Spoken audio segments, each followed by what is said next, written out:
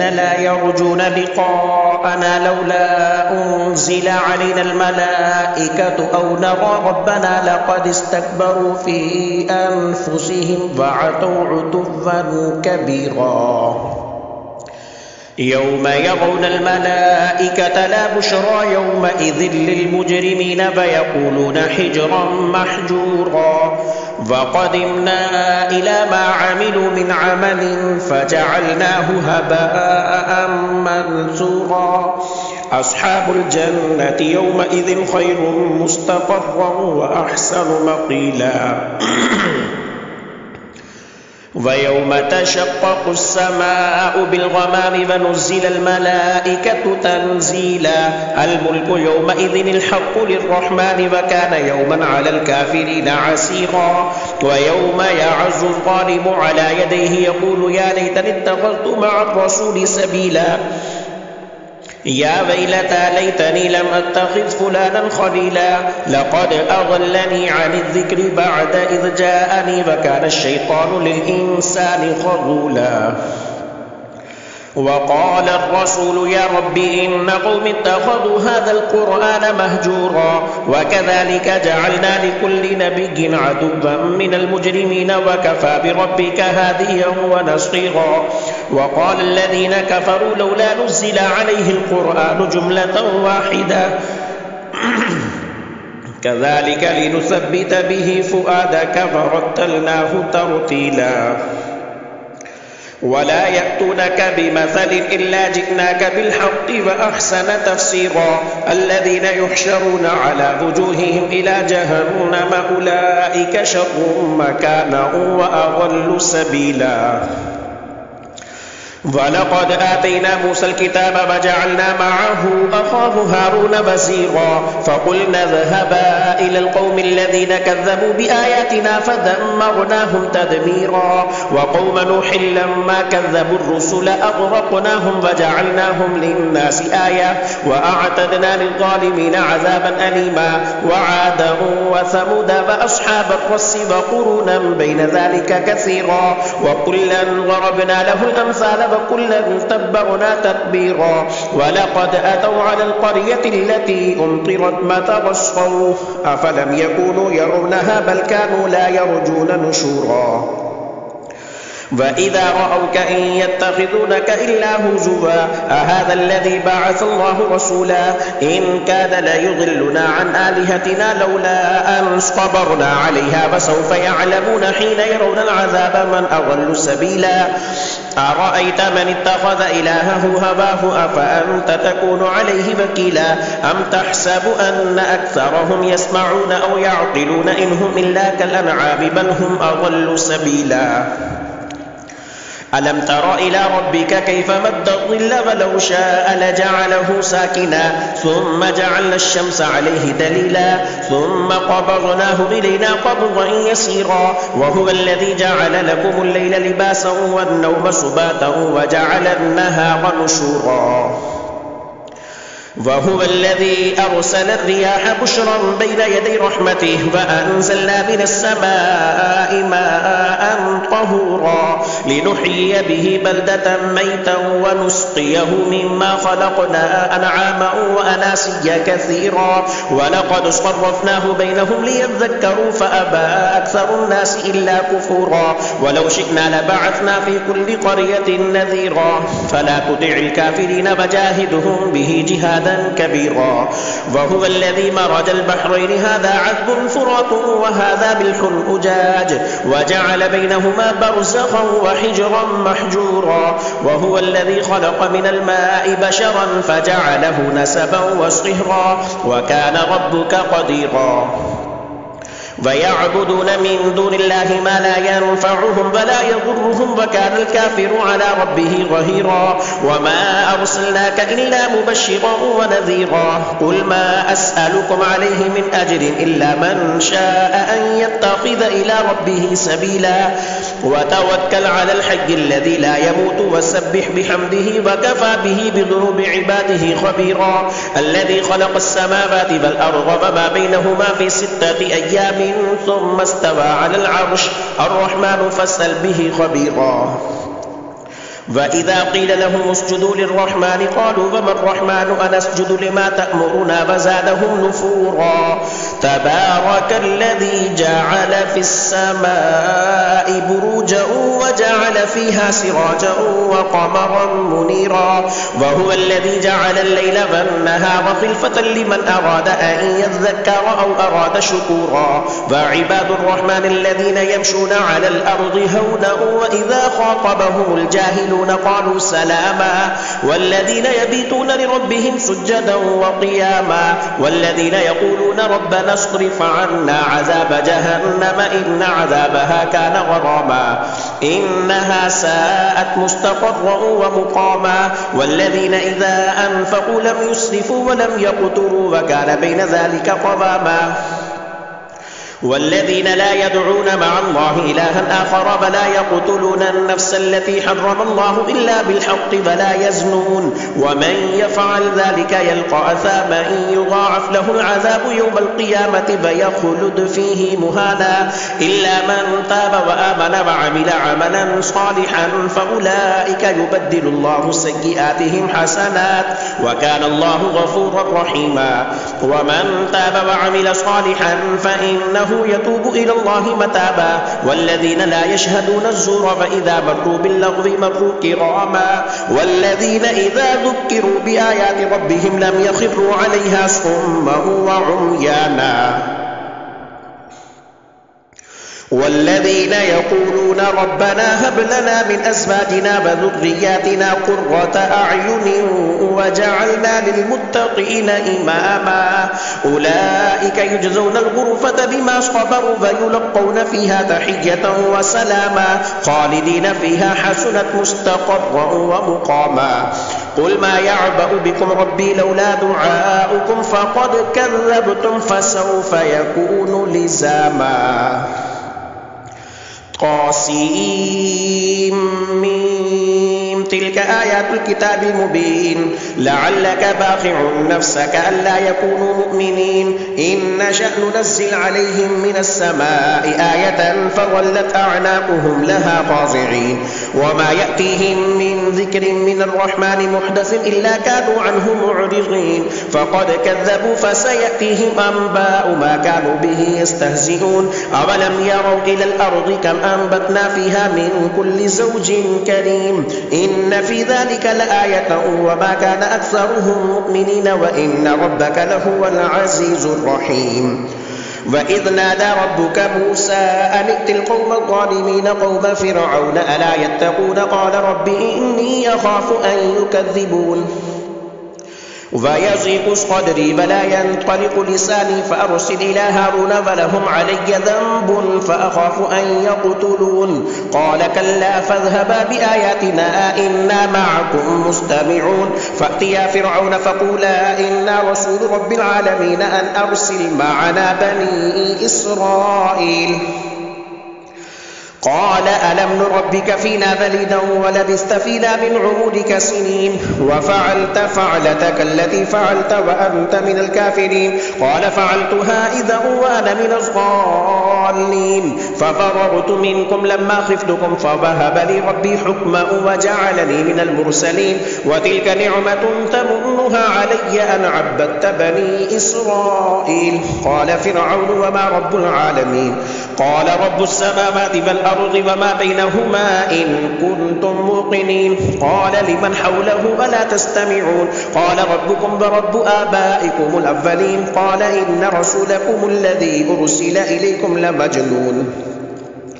قال رب المشرق والمغرب وما بينهما إن كنتم تعقلون قال لئن اتخذت إلها غيري لأجعلنك من المسجونين قال أولو جئتك بشيء مبين قال فأت به إن كنت من الصادقين فألقى عصاه فإذا هي ثعبان مبين ونزع يده فإذا هي بيضاء الضراء للناظرين قال للملأ حوله إن هذا لساحر عليم يريد أن يخرجكم من أرضكم بسحره فماذا تأمرون قالوا أرجه فأخاه فبعث في المدائن حاشرين يأتوك بكل سحار عليم فجمع السحرة لميقات يوم معلوم وقيل للناس هل أنتم مجتمعون لعلنا نتبع السحرة إن كانوا هم الغالبين فلما جاء السحرة قالوا لفرعون أئن لنا لأجرا إن كنا نحن الغالبين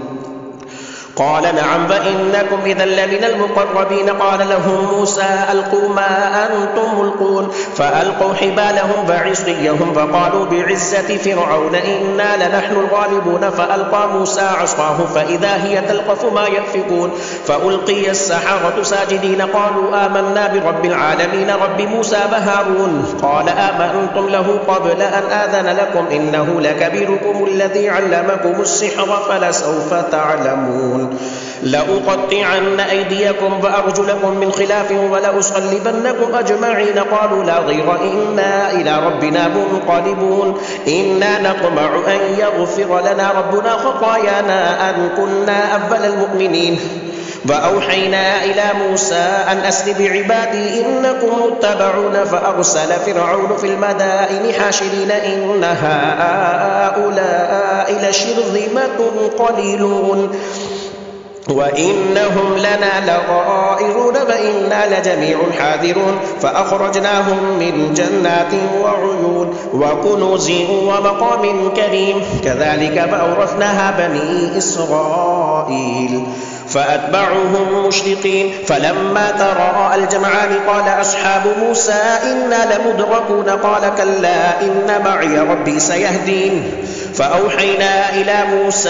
أن اضرب بعصاك البحر فانفلق فكان كل فرق كالطود العظيم وأزلفنا ثم الآخرين فأنجينا موسى ومن معه أجمعين ثم أغرقنا الآخرين إن في ذلك لآية وما كان أكثرهم مؤمنين وإن ربك لهو العزيز الرحيم واتل عليهم نبأ إبراهيم إذ قال لأبيه وقومه ما تعبدون قالوا نعبد أصناما فنظل لها عاكفين قال هل يسمعونكم إذ تدعون أو ينفعونكم أو يضرون قالوا بل وجدنا آباءنا كذلك يفعلون قال أفرأيتم ما كنتم تعبدون أنتم فآباؤكم الأقدمون فإنهم عدو لي إلا رب العالمين الذي خلقني فهو يهدين والذي هو يطعمني ويسقين وإذا مرضت فهو يشفين والذي يميتني ثم يحيين والذي أطمع أن يغفر لي خطيئتي يوم الدين رب هب لي حكما وألحقني بالصالحين واجعل لي لسان صدق في الآخرين واجعلني من ورثة جنة النعيم واغفر لأبي إنه كان من الضالين ولا تخزني يوم يبعثون يوم لا ينفع مال ولا بنون إلا من أتى الله بقلب سليم وأزلفت الجنة للمتقين فبرزت الجحيم للغابين وقيل لهم أينما كنتم تعبدون من دون الله هل ينصرونكم أو ينتصرون فكبكبوا فيها هم والغاوون وجنود إبليس أجمعون قالوا وهم فيها يختصمون تالله إن كنا لفي ضلال مبين إذ نسبيكم برب العالمين وما أضلنا إلا المجرمون فما لنا من شافعين ولا صديق حميم فلو أن لنا كرة فنكون من المؤمنين إن في ذلك لآية وما كان أكثرهم مؤمنين وإن ربك لهو العزيز الرحيم كذبت قوم نوح المرسلين إذ قال لهم أخوهم نوح ألا تتقون إني لكم رسول أمين فاتقوا الله فأطيعوني وما أسألكم عليه من أجر إن أجري إلا على رب العالمين فاتقوا الله فأطيعون قالوا أنؤمن لك واتبعك الأرذلون قال فما علمي بما كانوا يعملون إن حسابهم إلا على ربي لو تشعرون وما أنا بطارد المؤمنين إن أنا إلا نذير مبين قالوا لئن لم تنته يا نوح لتكونن من المرجومين قال رب إن قومي كذبون فافتح بيني وبينهم فتحا ونجني ومن معي من المؤمنين فأنجيناه ومن معه في الفلك المشحون ثم أغرقنا بعد الباقين إن في ذلك لآية وما كان أكثرهم مؤمنين وإن ربك لهو العزيز الرحيم كذبت عاد المرسلين إذ قال لهم أخوهم هود ألا تتقون إني لكم رسول أمين فاتقوا الله فأطيعوني وما أسألكم عليه من أجر إن أجري إلا على رب العالمين أتبنون بكل ريع آية تعبثون وتتخذون مصانع لعلكم تخلدون وإذا بطشتم جبارين فاتقوا الله فأطيعوني واتقوا الذي أمدكم بما تعلمون أمدكم بأنعام وبنين وجنات وعيون إني أخاف عليكم عذاب يوم عظيم قالوا سواء علينا أبعظت أم لم تكن من الباعثين إن هذا إلا خلق الأولين وما نحن بمعذبين فكذبوه فأهلكناهم إن في ذلك لآية وما كان أكثرهم مؤمنين وإن ربك لهو العزيز الرحيم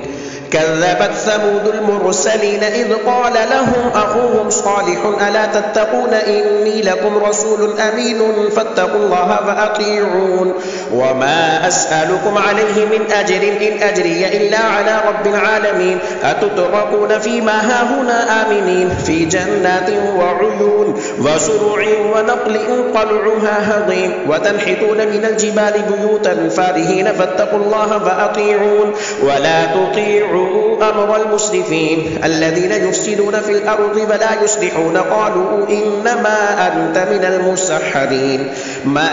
أنت إلا بشر مثلنا فأت بآية إن كنت من الصادقين قال هذه ناقة لها شرب ولكم شرب يوم معلوم ولا تمسوها بسوء فيأخذكم عذاب يوم عظيم فعقروها فأصبحوا نادمين فأخذهم العذاب إن في ذلك لآية وما كان أكثرهم مؤمنين وإن ربك لهو العزيز الرحيم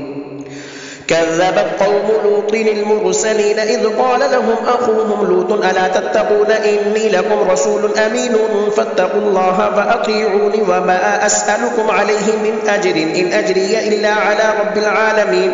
أتأتون الذكران من العالمين وتذرون ما خلق لكم ربكم من أزواجكم بل أنتم قوم عادون قالوا لئن لم تنته يا لوط لتكونن من المخرجين قال إني لعملكم من القالين رب نجني وأهلي مما يعملون فنجيناه وأهله أجمعين إلا عجوزا في الغابرين ثم دمرنا الآخرين وأمطرنا عليهم مطرا فساء مطر المنذرين إن في ذلك لآية وما كان أكثرهم مؤمنين فإن ربك لهو العزيز الرحيم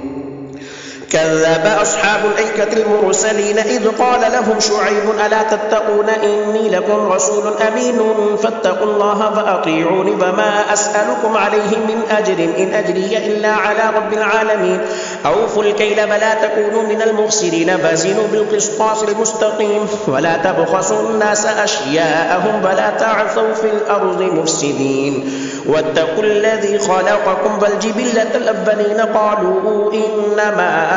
أنت من المسحرين وما أنت إلا بشر مثلنا وإن نظنك لمن الكاذبين فأسقط علينا كسفا من السماء إن كنت من الصادقين قال ربي أعلم بما تعملون فكذبوه فأخذهم عذاب يوم الظلة إنه كان عذاب يوم عظيم إن في ذلك لآية وما كان أكثرهم مؤمنين وإن ربك لهو العزيز الرحيم وإنه لتنزيل رب العالمين نزل به الروح الأمين على قلبك لتكون من المنذرين بلسان عربي مبين وإنه لفي زبور الأولين أولم يكن لهم آية أن يعلمه علماء بني إسرائيل ولو نزلناه على بعض الأعجمين فقرأه عليهم ما كانوا به مؤمنين كذلك سلكناه في قلوب المجرمين لا يؤمنون به حتى يروا العذاب الأليم فيأتيهم بغتة وهم لا يشعرون فيقولوا هل نحن منظرون أفبعذابنا يستعجلون أفرأيت إن متعناهم سنين ثم جاءهم ما كانوا يوعدون ما أغنى عنهم ما كانوا يمتعون وما أهلكنا من قرية إلا لها منذرون ذكرى وما كنا ظالمين وما تنزلت به الشياطين وما ينبغي لهم وما يستطيعون إنهم عن السمع لمعزولون فلا تدعوا مع الله إلها آخر فتكون من المعذبين وأنذر عشيرتك الأقربين واخفض جناحك لمن اتبعك من المؤمنين فإن عصوك فقل إني بريء مما تعملون وتوكل على العزيز الرحيم الذي يراك حين تقوم وتقلبك في الساجدين إنه هو السميع العليم هل أنبئكم على من تنزل الشياطين تنزل على كل أفاك أثيم يلقون السمع وأكثرهم كاذبون والشعراء يتبعهم الغاوون ألم تر أنهم في كل واد يهيمون وأنهم يقولون ما لا يفعلون إلا الذين آمنوا وعملوا الصالحات وذكروا الله كثيرا وانتصروا من بعد ما ظلموا وسيعلم الذين ظلموا أي منقلب ينقلبون طاسين تلك آيات القرآن وكتاب مبين هدى وبشرى للمؤمنين الذين يقيمون الصلاة ويؤتون الزكاة وهم بالآخرة هم يوقنون إن الذين لا يؤمنون بالآخرة زينا لهم أعمالهم فهم يعمهون أولئك الذين لهم سوء العذاب وهم في الآخرة هم الأخسرون وإنك لتلقى القرآن من لدن حكيم عليم إذ قال موسى لأهله إني آنست نارا سآتيكم منها بخبر أو آتيكم بشهاب قبس لعلكم تصطلون فلما جاءها نودي أن بورك من في النار ومن حولها وسبحان الله رب العالمين يا موسى إنه أنا الله العزيز الحكيم فألق عصاك فلما رآها تهتز كأنها جان ولا مدبرا ولم يعقب يا موسى لا تخف إني لا يخاف لدي المرسلون إلا من ظلم ثم بدل حسنا بعد سوء فإني غفور رحيم وأدخل يدك في جيبك تخرج بيضاء من غير سوء في 9 آيات إلى فرعون وقومه إنهم كانوا قوما فاسقين فلما جاءتهم آياتنا مبصرة قالوا هذا سحر مبين وجحدوا بها واستيقنتها أنفسهم ظلما وعلوا فانظر كيف كان عاقبة المفسدين ولقد آتينا داود وسليمان علما وقال الحمد لله الذي فضلنا على كثير من عباده المؤمنين وورث سليمان داود وقال يا أيها الناس علمنا منطق الطير وأوتينا من كل شيء إن هذا لهو الفضل المبين وحشر لسليمان جنوده من الجن والإنس والطير فهم يوزعون حتى إذا أتوا على واد النمل قالت نملة يا أيها النمل ادخلوا مساكنكم لا يحطمنكم سليمان وجنوده وهم لا يشعرون فتبسم ضاحكا من قولها فقال رب أوزعني أن أشكر نعمتك التي أنعمت علي وعلى والدي وأن أعمل صالحا ترضاه وادخلني برحمتك في عبادك الصالحين وتفقد الطير فقال ما لي لا أرى الهدهد أم كان من الغائبين لأعذبنه عذابا شديدا أو لأذبحنه أو ليأتيني بسلطان مبين فمكث غير بعيد فقال أحطت بما لم تحط به فجئتك من سبأ بنبأ يقين إني وجدت امرأة تملكهم وأوتيت من كل شيء ولها عرش عظيم وجدتها وقومها يسجدون للشمس من دون الله فزين لهم الشيطان أعمالهم فصدهم عن السبيل فهم لا يهتدون ألا يسجدوا لله الذي يخرج الخبأ في السماوات والأرض فيعلم ما تخفون وما تعلنون الله لا إله إلا هو رب العرش العظيم قال سننظر أصدقت أم كنت من الكاذبين اذهب بكتابي هذا فألقه إليهم ثم تول عنهم فانظر ماذا يرجعون قالت يا أيها الملأ إني ألقي إلي كتاب كريم إنه من سليمان وإنه بسم الله الرحمن الرحيم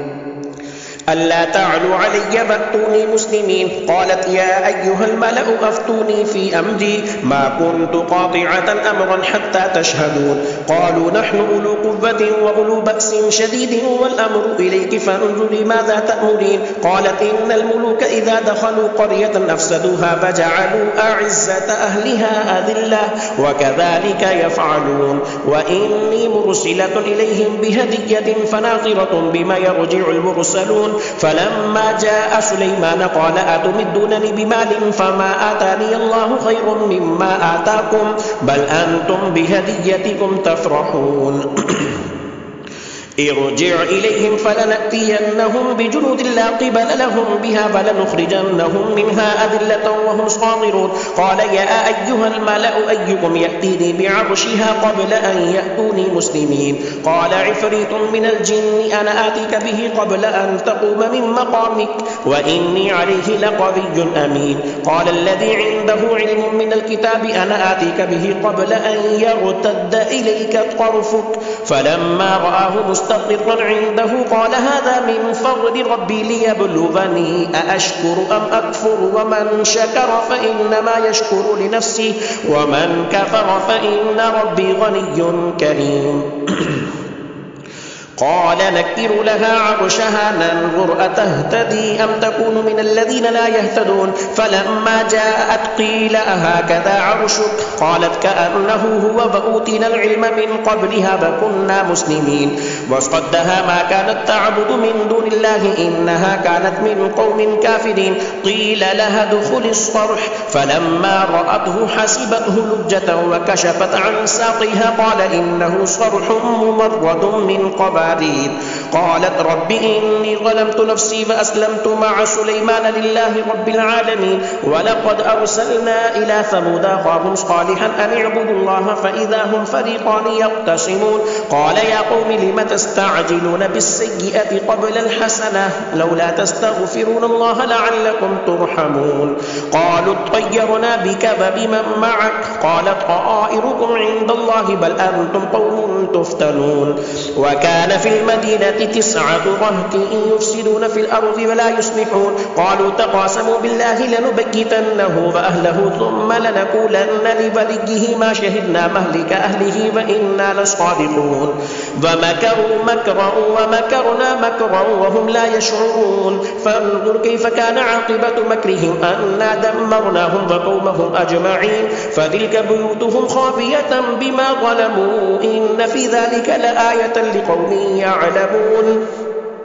وأنجينا الذين آمنوا وكانوا يتقون ولوطا إذ قال لقومه أتأتون الفاحشة فأنتم تبصرون أئنكم لتأتون الرجال شهوة من دون النساء بل أنتم قوم تجهلون فما كان جواب قومه إلا أن قالوا أخرجوا آل لوط من قريتكم إنهم أناس يتطهرون فأنجيناه وأهله إلا امرأته قدرناها من الغابرين وأمطرنا عليهم مطرا فساء مطر المنذرين قل الحمد لله وسلام على عباده الذين اصطفى